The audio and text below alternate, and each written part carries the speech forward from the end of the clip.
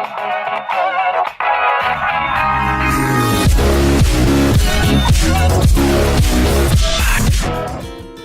afternoon, my name is Joe Cashwell with Rotorcraft RC. Today's video is about touch latches, how we install these into a case and why we do what we do. If you're a customer that orders a kit and you're going to do all the work yourself, this is what your deck's going to look like when you get it. So it'll be prepped, everything will be done, and all the chemical welding and the brackets and everything will be put on, but you're going to be responsible for putting the door on and the touch latch. Now the stainless hinge will come with it. You have to use a Dremel tool or a cutoff wheel to cut it to fit exactly. The bottom will be ready to go, and then the touch latch will come. So I'm going to give you a quick couple little pointers on how to do it. The reason why the bottom of the storage screws on is A, when you put the storage in, it gives you the touch latch on the storage, it gives you the ability to adjust it before you attach it.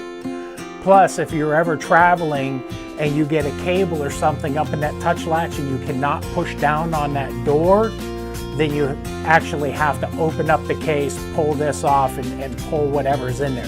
So it gives you an ability to get in there and remove whatever obstruction is on that. And you don't want to have to put a pry bar in here and rip your door and your deck all up just because the cable got stuck in your touch latch.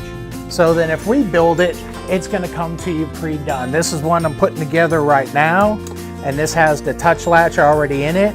As you can see, on the shorter doors that we have, we use the one with a movable post on it, and sometimes you just have to touch it and line it up to get it to latch. But you can see how I have to push this down. It has to go down about 3/16 of an inch to release. So if you ever got a cable stuck in there, you wouldn't be able to take it out.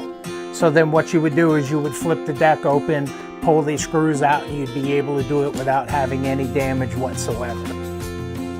Well, I hope this video helps you out, and if you have any questions, always email us, rotorcraftrc@gmail.com. Thanks a lot and have a great day.